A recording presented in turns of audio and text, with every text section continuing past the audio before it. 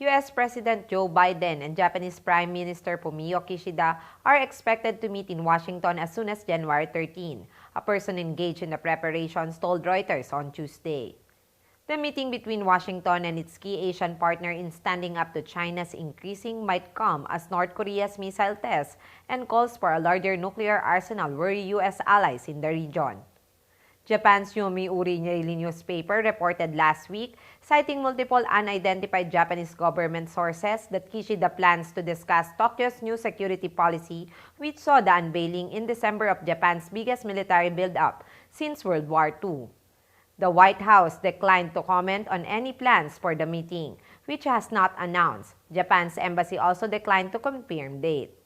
On a visit to Japan in May, Biden uploaded Kishida's determination to strengthen Japanese defense capabilities.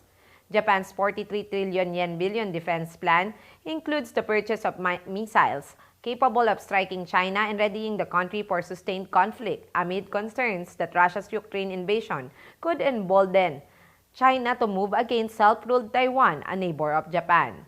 Japan hosts the group of 7 nations this year, including a leaders' summit in May in Hiroshima that Biden plans to attend. The club, which also includes the United Kingdom, France, Germany, Italy, and Canada, has been a focus of Biden's efforts to revitalize U.S. alliances to counter threats from China to Russia and beyond.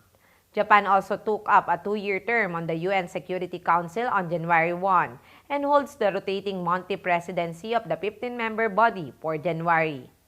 Japanese Minister of Foreign Affairs Yoshimasa Hayashi told a Reuters Next conference last month Japan will use G7 and UN leadership roles to pressure Russia to halt its war in Ukraine. Christopher Johnstone, head of Japan program at Washington Center for Strategic and International Studies think tank, said Kishida's visit would reinforce Japan's stature as America's most critical ally in the Indo-Pacific.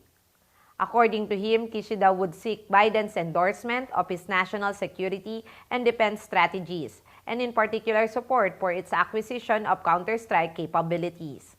Christopher Johnstone said that, quote-unquote, Japan's defense strategy calls for the introduction of US-made Tomahawk cruise missiles in the near term, but does not specify a timeline. Kishida will look for the president's support to move quickly.